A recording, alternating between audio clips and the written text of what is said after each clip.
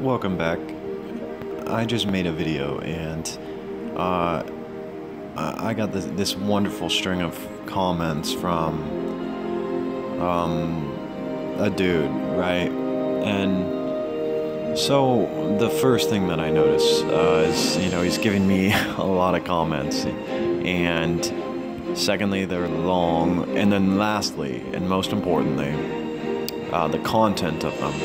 Now, it's important to mention that the video I made had a very specific thesis. The thesis ultimately was that the U.S. government, as an entity, and the country, what it represents, by and large, has become anti-male. It's become destructive to men, and the question I aim to raise in that thesis is, what is man to do within a country that has become anti-male? What is that man to do? Is he supposed to continue to support that system when he actually doesn't carry the power to change it? Is he supposed to supplicate? What exactly? And ultimately, some of the conclusions I'm landing on are, of course, if you in such a system, in such a circumstance, the most rational response is quite literally to not complain, not vote, not protest, but delete key points of infrastructure. And particularly, I'm looking at. Oh, by the way, don't flag this. It's Keith Merrill again.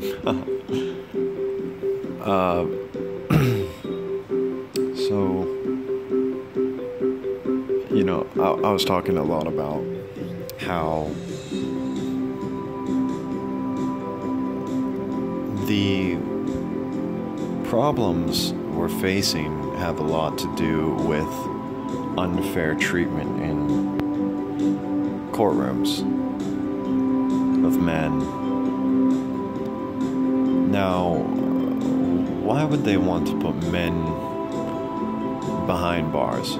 So we can talk about that question a little bit later. Why do they want to punish men more harshly? Why do they want to give privilege to women, so to speak? Real privilege, actually. Ironically, not patriarchy, but rather matriarchy. We can talk about that later, but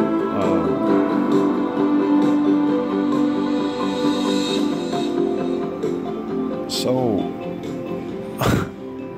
the interesting thing is this guy commenting, he's completely deviating from the plot.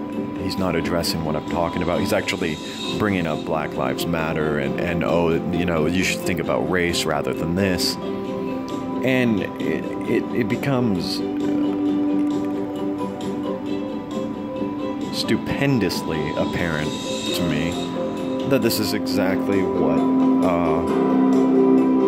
they were talking about when discussing CIA trolls, government trolls, going online and sowing discord. And most importantly, he brings up the whole thing about, you just get called a libtard if you talk about race.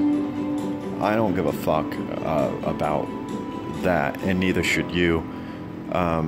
Anyone who actually is bothering to think at this point regards the discussion of bipartisan politics as merely a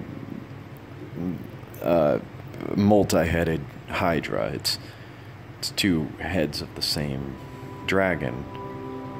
if you're actually targeting one of these heads or another, or even bringing it up for the most part, specifically when it's requested, it's clear to me you're just sowing discord is all. You're misdirecting.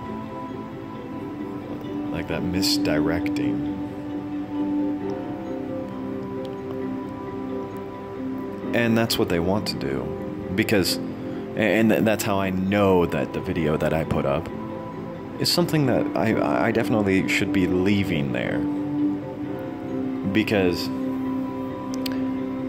the response I got from likely a government troll is misdirection. It means that whatever I struck at just then was likely meaningful.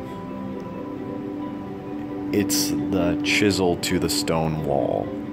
You can say, oh, well, this is only one tiny video with a super limited number of views, but if you speak the truth to power enough, if you chisel that wall enough, be it made out of stone, and your only tool is a chisel, eventually the wall comes down. And this is crucial. But what wall? What did I chisel? What wall? Well, I merely spoke the truth, and sort of, if you listen, it's a little bit of eye-opening. You can see a little bit clearer after watching the video, and that's not what they want, because they know, like, in any time of slavery, that what keeps the slaves in line is the courthouse, where they can punish you. That is how they keep you in chains. So by saying, well, if you can take this piece of infrastructure and deconstruct it, and that's all I'm advocating for, is the deconstruction of that piece of infrastructure. That's my personal take on, that's my opinion on how to sort of solve America's problem. But of course, if you ask a slave master that you're just going to have to sort of take their whip from them, or you start telling the other slaves, well, why, you could just, ask him to put the whip down. You're gonna get a response. But here's the thing. Here's the thing about that is, you're not going to bring that down. You're not going to take that down. That's a post. That's for everyone, okay, so let's pretend that guy was genuine. Now, my responses to his comments were, of course, BLM is a failure because you're not being creative or imaginative enough. Shooting cops is shooting sentinels. If you actually wanted anarchy, you would remove the courthouses. That's the real way to deal with the problem.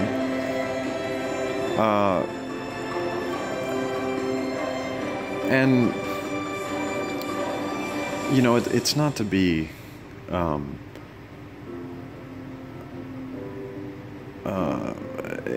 it's not to attack the country. It's to liberate it. It's like, I don't know, in what way you're going to get this done. I just find, I'm not advocating for breaking the law or something. I'm saying that there's a point A, which is what you're doing, and a point B, which is removing the courthouses, and that can come about through, it could be any number of means. You could do it through legal channels. You could do it through other kinds of channels.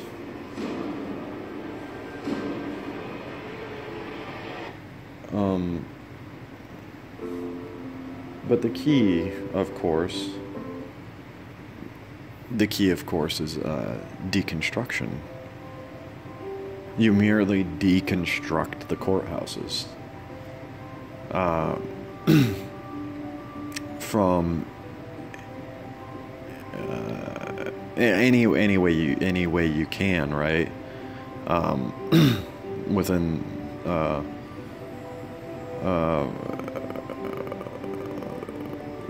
within your greatest ability. Again, not advocating breaking the law, but if it did go up, just let's say if someone could snap their fingers and suddenly all the courthouses just blew up, you would find a completely different landscape. The rules of America would be fundamentally changed. It would be a completely different place. In fact, there would be no way to legally hurt anyone. Actually, I mean, and not to say someone should just do that, but to say, if it happened, I think that a lot of people would be better off. I think that men would be better off. I think we'd find a world where suddenly men have their rights back. Men have everything back. Everything that was taken away from men was likely due to the courts.